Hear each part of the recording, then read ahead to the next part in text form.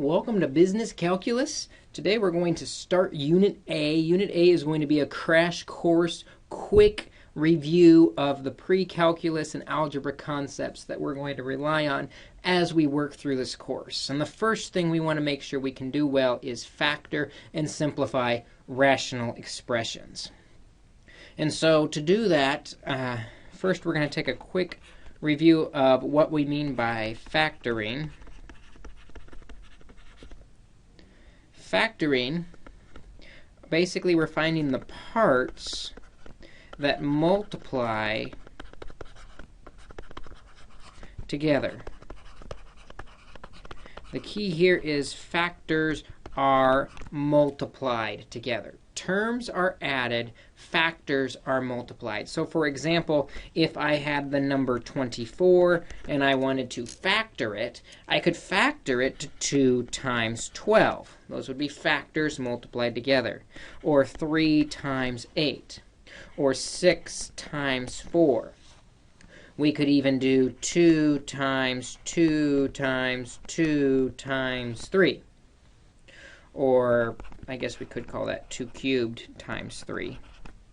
So there's all sorts of different ways we can factor a number. When it comes to factoring a polynomial, we follow a process, maybe a flowchart here to show the process we will do when factoring a polynomial. We'll do a quick review of each of these. The first thing you should always do when factoring a polynomial is look to see if there is a greatest common factor. Every problem, the very first thing you do is factor out the greatest common factor. What we do from there depends on if there are 2 terms, or maybe there's 3 terms. Remember, terms are things that are added together. If there's 2 terms, we've got a couple options that it could be. We could have what's called a difference of squares. And that's your a squared minus b squared. We're subtracting 2 things that are squared, and that's going to factor, and we'll look at it closer here in a minute, to a plus b times a minus b. Another option is it might not be a difference of squares. It might be a sum or difference of cubes. And cubes simply means we've got third powers.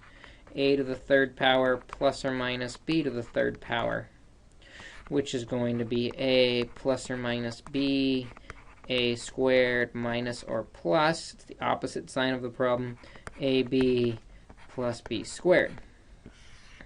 So those are the kind of common 2-term options that we could run into. Now, if there's 3 terms, 3 things added together, one thing it could be is it might be a perfect square,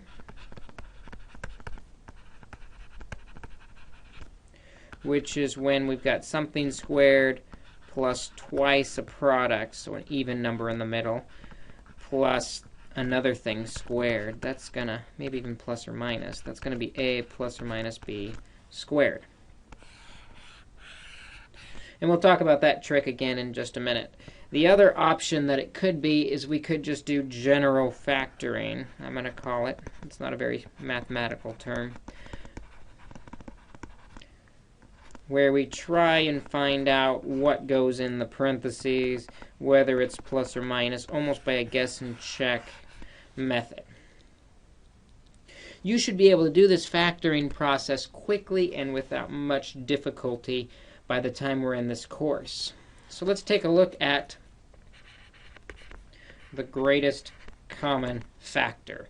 The very first thing that we do when factoring any problem. So if we have 8x plus 14y, well, we might notice that both of these terms that are added together, both are divisible by 2. So we factor out a 2, which means we're dividing each term by 2. 8x divided by 2 is 4x, plus 14y divided by 2 is 7y. And that would be our solution with the greatest common factor, pulled out. Another example here, let's do 12x to the 4th minus 18x cubed plus 27x squared. Three terms here, three things that are added and subtracted together. 12, 18, and 27 are all divisible by 3. But we also notice that each term has a variable in common. They all have an x on them. In fact, they all have at least 2 x's on them. So our GCF, our greatest common factor, is going to be 3x squared pulled out. As we do that, we'll divide each term by 3x squared. So 12 divided by 3 is 4. X fourth, divide out 2 of them, we're left with x squared. Minus 18 divided by 3 is 6. X cubed divided by x squared is x. Plus 27 divided by 3 is 9. And x squared, divide out the x squared, there's nothing left. So we end up with this solution. Usually factoring the GCF out, though, is only the first of a two-part process. The next thing we will look for is to see if there are any special factorizations. These are factoring tricks. A lot of them we will use here in our calculus class to help make difficult problems more simple.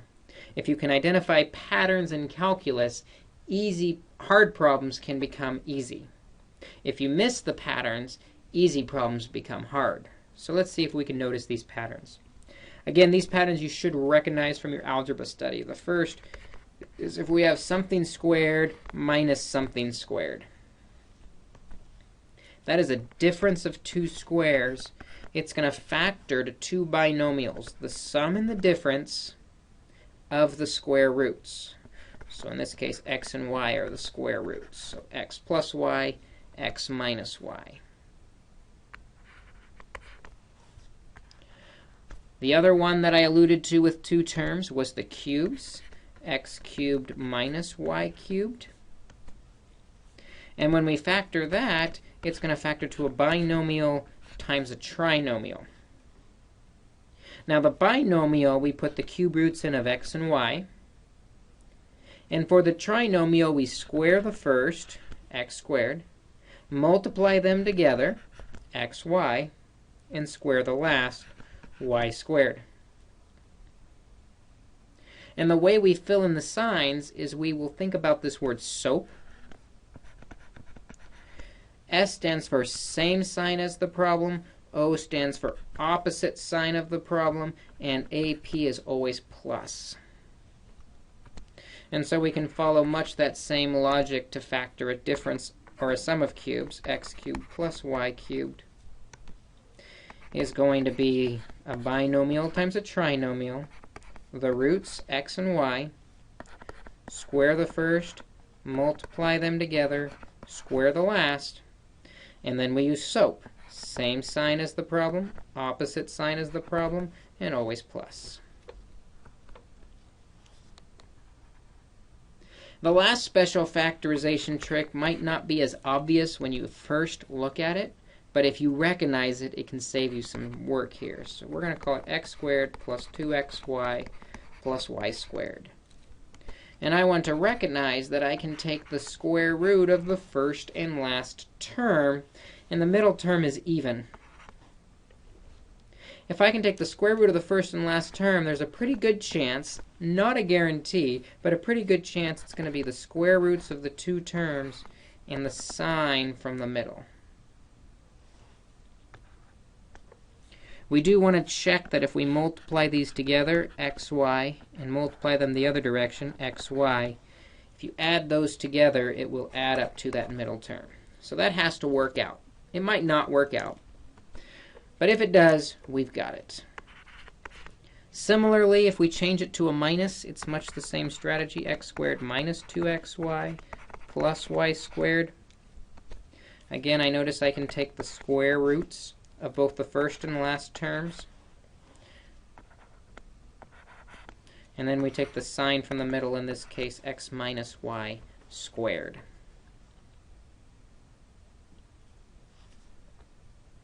So let's do some examples of those special factorizations.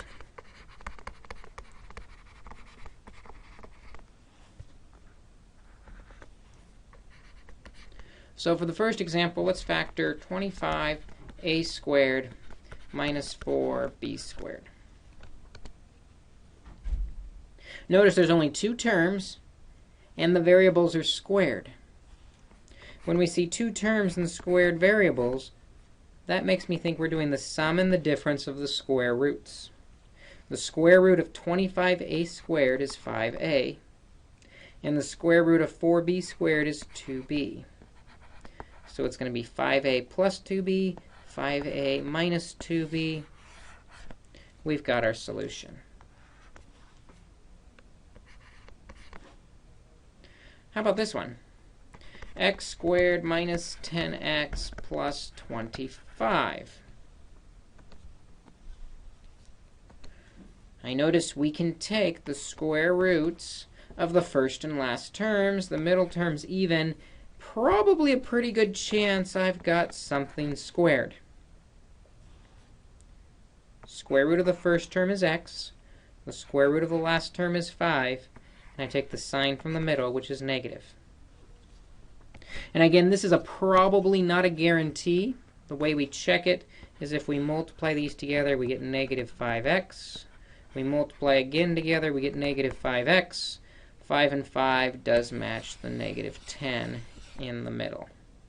So yes, we are correct. It is x minus 5 squared. How about this one? A cubed minus 64.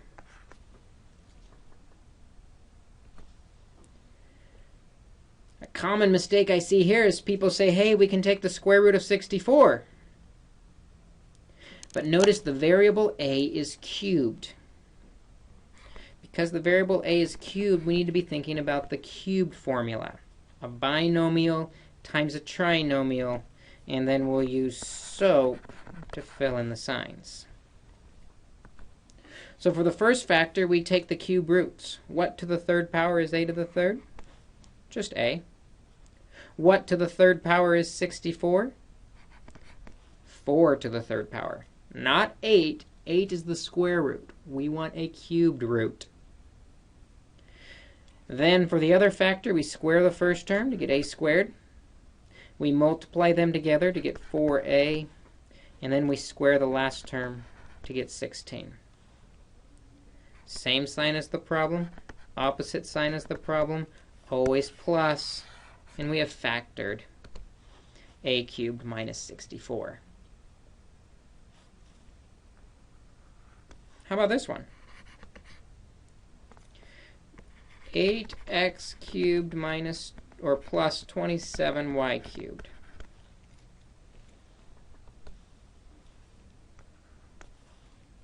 Again, we see all those cubes. That's making me think of the cubes formula. A binomial times a trinomial, and we'll use SOAP to decide about the signs. What to the third power is 8x cubed? 2x. What to the third power is 27y cubed? 3y. Then we square the first term. Make sure we square the whole thing. 2 squared is 4x squared. Multiply them together. 2 times 3 is 6xy. And then we square the last term. 3 squared is 9y squared. Same sign as the problem, opposite sign as the problem, always positive.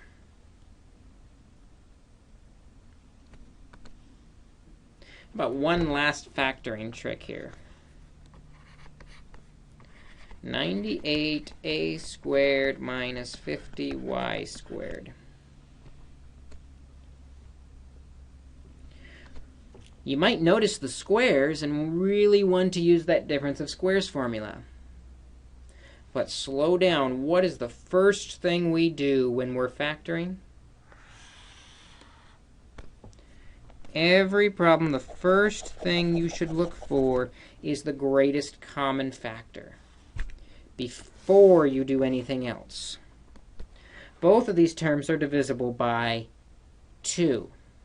So we need to factor out a 2, and that's going to leave us with 49a squared minus 25y squared.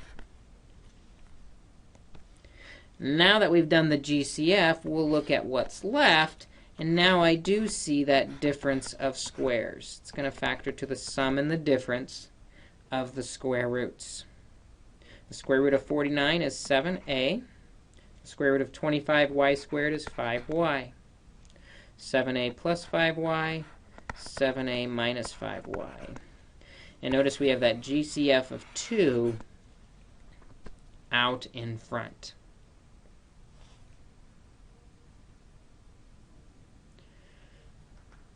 All right, one last type of factoring to look at, and that is trinomial factoring.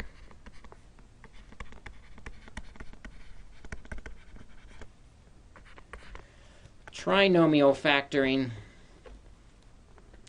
meaning we have 3 terms. Tri is 3. So let's look at the answer and work our way back to the question. If I have a plus b times c minus d, we know from FOIL that we'll do first times first to get AC. First times outside, A times D. So let's keep these all positive just for the sake of our conversation. So we have plus AD. Then we'll do the inside, BC. Then we'll do the last terms, B times D. And you probably remember generally the 2 middle guys are like terms, and they can be combined together. What I want to notice for our factoring is that the first term of A times the first term of C gave the first term of the solution. Similarly, the last term of the first factor and the last term of the second factor gave the last term of the third factor, or of the solution. We're going to use this pattern to create a quick guess and check method to hopefully get us to the solution of some trinomials. So here's a couple examples. We've got x squared minus 2x minus 15. And we're going to try and factor it. We know the first term times the first term has to equal the first term. So how can we split up x squared? Only way we can do that is x times x. We also know that the last terms comes from the last term times the last term. So there's a couple ways to get negative 15. It could be 15 times 1. It could be 3 times 5. I'm going to guess 3 times 5 first, though. 3 times 5. And let's see if that will give us the negative 2x in the middle we want. The way we do that is we have to multiply the outsides together to get 5x, and the insides together to get 3x. And I ask myself, is there a way to use 5x and 3x to end up with 2x like I want? Negative 2x. Well, sure. If we have a positive 3 minus 5, we'll get that negative 2. So the 5x we want to be negative, and the 3x we want to be positive. This, then, is our factored solution. Let's try another example. How about we try 6x squared plus 7x minus 20?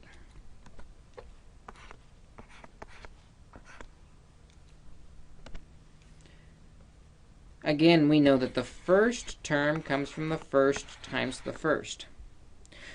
And this is just kind of a guess and check game. So to get 6x squared, we might try 2x times 3x. Then the last term comes from the last times the last.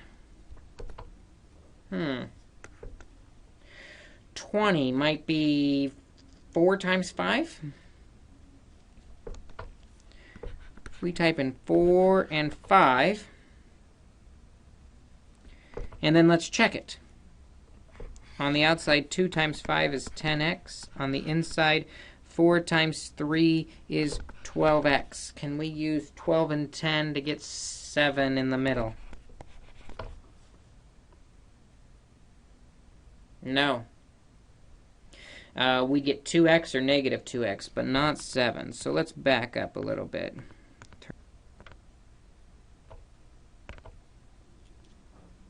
We did 4 times 5, but we can switch the order and make it 5 times 4. If we switch the order and try 5 times 4, let's see how that affects things. 2 times 4 is 8x. 5 times 3 is 15x. Notice we can get the 7x in the middle we want if we've got a positive 15x and a negative 12x. So this then must be our solution. 2x plus 5 times 3x minus 4. So that's your quick crash course review of factoring before we get to the rational expressions. The best way to review it is to practice some problems, so you'll have to take a look at those at your homework assignment. The flowchart here at the top will really help kind of guide you. You've got your formulas for difference of squares, sum or difference of cubes, and perfect squares. And then there's also the general factoring. And there's about a dozen different ways to do general factoring. I just showed one version of guess and check. I don't care which method you use, as long as you can factor and do it quickly with a trinomial. But let's look at rational expressions for a minute.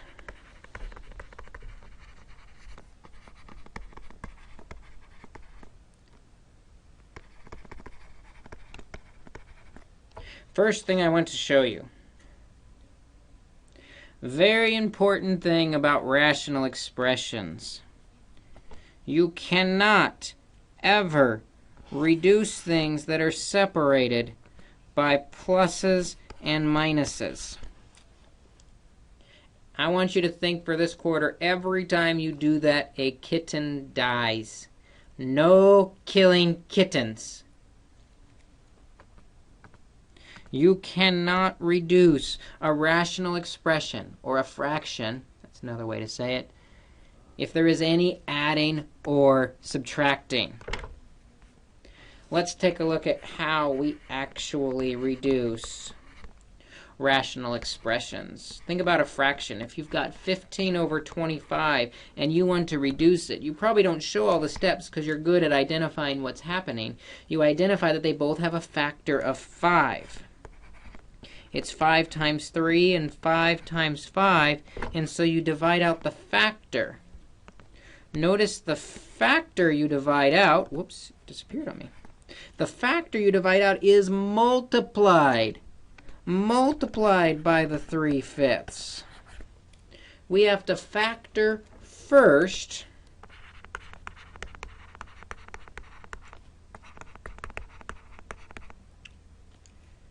and divide out factors second. So let's take a look at a polynomial rational expression example. 2x squared plus x minus 3 over 6x squared plus 11x plus 3. To reduce this, no killing kittens. We cannot cross off the 3's. That kills a kitten. There's adding and subtracting here. We must first factor the numerator and factor the denominator. So the numerator, to get 2x squared for the first term, is probably 2x times x. And to get 3 for the second term is probably 3 times 1. Let's see if that works. That gives us 2x on the outside, 3x on the inside, we can get a positive 1 if the 2 is negative. So 2x on the outside, we want negative. Whoops. And 3x on the inside, we want positive. In the denominator, 6x is probably 2x plus 3x. And 3 is probably 3 times 1. Let's see if that works. On the outside, you have 2x. On the inside, you have 9x. If they're both positive, we end up with 11x in the middle, just like we want. And when we do that, we see we've got a factor that's multiplied that we can divide out. And so for our final answer, we have x minus 1 over 3x plus 1. To reduce fractions, we factor first and divide out second. It's really similar to multiplying. Think about how you would multiply the fraction 6 over 35 times 10 over 21. You probably would start reducing because we're used to reducing first. But really, when you reduce, we acknowledge that 6 is 2 times 3, 35 is 7 times 5, 10 is 2 times 5, and 21 is 7 times 3. And so you reduce the factors from the top and the bottom, the 3's and the 5's. We cannot reduce across. You cannot cross off the 2's just because there's 2 of them. And now when we do that, 2 times 2 is 4, 7 times 7 is 49. We have our product. So what we do when we multiply is we factor, reduce, and multiply across.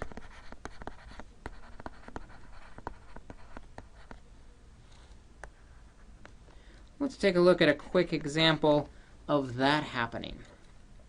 How about x squared minus 4 over 3x minus 9 times x cubed minus 27 over x squared plus 4x plus 4.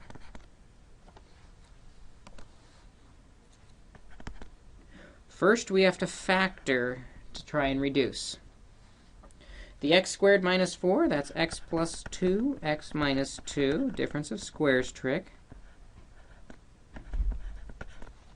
The denominator has a GCF of 3 we can factor out, times x minus 3, times the other fraction. In the numerator is a difference of cubes, x minus 3, x squared plus 3x plus 9. The denominator, you can try and factor by the guess and check method, but you might notice we can take the square roots of the first and last terms, so it's probably something squared. X plus 2 squared. And then we can look at reducing. The x minus 3's divide out. The x plus 2 on top divides out with one of the x plus 2's on the bottom. And so we end up with, on the numerator, multiplying across x minus 2 times x squared plus 3x plus 9 all over 3 times x plus 2, multiplying what's left straight across. And once you get good at multiplying with rational expressions, dividing is real simple. Dividing rational expressions like 10 over 21 divided by 6 over 14, you might remember with division, we multiply by the reciprocal of the second one. So we're really doing 10 over 21 times 14 over 6. And then it's just like the other problem. 10 is 2 times 5, 21 is 3 times 7, 14 is 2 times 7, 6 is 2 times 3, and so we can start reducing with the 2's and the 7's and multiply straight across with what's left. 5 times 2 is 10. 3 times 3 is 9. In calculus, we will always prefer an improper fraction, never a mixed number. So the process with division, essentially the same. We multiply by the reciprocal.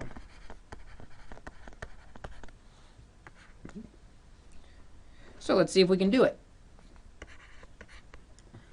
Let's do 10x squared minus 13x minus 3 over 2x plus 6 divided by 10x squared plus 17x plus 3 divided by 2x squared plus 9x plus 9.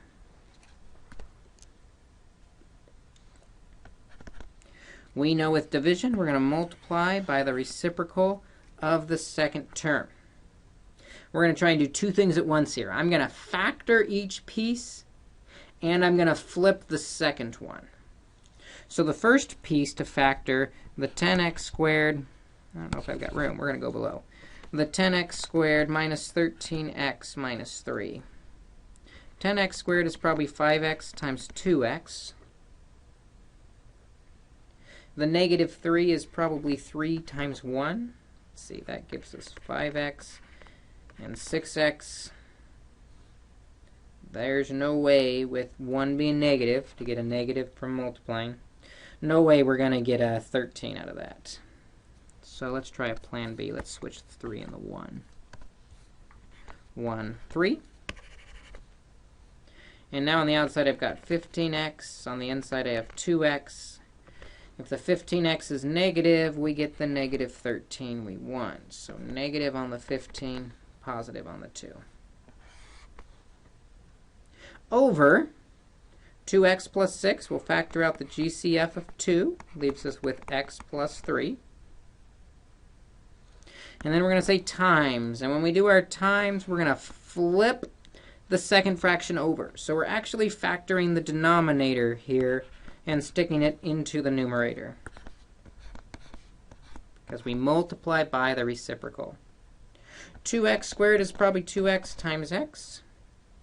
9, I would guess, is probably 3 times 3. So let's see if that works. On the outside, we have 6x. On the inside, we have 3x, and that does add to 9x like I want. Everything's positive. Now in the denominator, we have 10x squared, which is probably 5x times 2x. And 3 is probably 3 times 1. So on the outside, we've got 5x. On the inside, we've got 6x. Ooh, that's not going to give us 17. So let's switch them. Let's make it 1 times 3. Let's just guess and check. Only way to get it is to actually guess something. Let's see if that works. 15x on the outside, 2x on the inside, both positive. That gives us 17x like we want. And now that we're factored, we can start reducing. 2x plus 3 divides out with 2x plus 3. 1 from the top, 1 from the bottom. X plus 3 divides out with x plus 3. 5x plus 1 divides out with 5x plus 1. All that's left on this problem, on the top, 2x minus 3. In the denominator, 2. Our final answer is 2x minus 3 over 2. Reducing, multiplying, dividing, very similar. Factor, simplify. Dividing, you have to multiply by the reciprocal, but very, very similar. Adding and subtracting are a little different, and it comes from how we add and subtract regular fractions. Let's consider if you were adding 7/6 plus 8 over 15. Now I want to slow down and look what happens. To add, we need a common denominator. To find the common denominator, we can factor the 6 to 2 times 3 and factor the 15 to 3 times 5. And fractions, they're little spoiled brats. If you have it, I want it. So the first fraction looks at the second fraction and says, hey, you have a 5. I don't have a 5. I want it. We're going to multiply by 5 on top and bottom. The second fraction then looks at the first and says, hey, you have a 2 and I don't. So we're going to multiply by 2 on top and bottom. Spoiled brats. 5 times 7 is 35. Over 5 times 6 is 30. Plus 8 times 2 is 16. Over 15 times 2 is 30. We now have a common denominator, so we can add the numerators. Gives us 51 out of 30.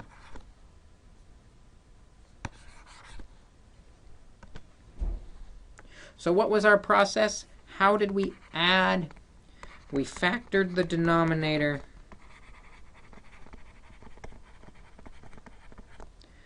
and multiplied by what is missing.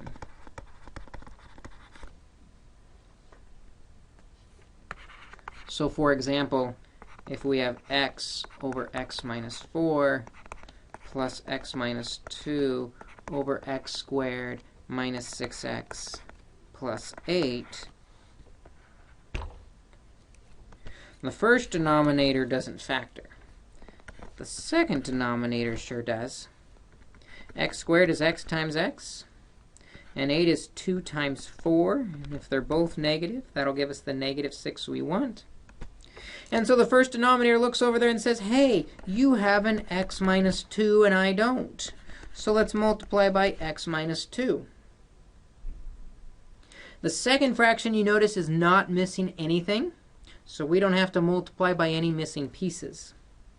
So now when we distribute, we get x squared minus 2x over the common denominator x minus 2, x minus 4. Plus, the second fraction is x minus 2 over x minus 2 times x minus 4. And when we add those together, combining like terms, we get x squared minus 1x minus 2 over the common denominator of x minus 2, x minus 4. Now, with adding and subtracting, on occasion, you can reduce that result. And the only way we will know is if we factor our numerator. This numerator, x squared, is x times x. 2 is 2 times 1. If it's a negative 2 and a positive 1, we'll get the negative 1 that we're looking for in the center over x minus 2 times x minus 4. And sure enough, we can reduce the x minus 2's out. So our final answer, x plus 1 over x minus 4.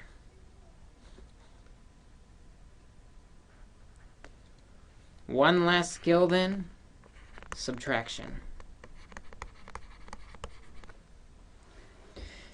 And subtraction is very similar to addition. In fact, you might not notice the difference on using a regular fraction, like 3/14 minus 9/10. We're going to steal something from when we talked about integers all the way back in pre-algebra, which was a long, long time ago. But in pre-algebra, we said you should never subtract. You're going to always add the opposite. So we're adding really a negative 9. And then it works much the same. 14 is 2 times 7. 10 is 2 times 5. So the first denominator is missing a 5, so we'll multiply by 5. The second denominator is missing a 7, so we'll multiply top and bottom by 7. And you get 15 over 70 plus negative 63 over 70. And negative 63 plus 15 is negative 48 over 70. And of course, we can reduce that because 48 is 2 times 24, and 70 is 2 times 35. Crossing out those 2's, we get our final answer of 24/35. So much the same process. Really all we did is we added this extra step to add the opposite of the entire, and this is where people mess up, of the entire numerator. Not just part of the numerator, we're subtracting the entire fraction.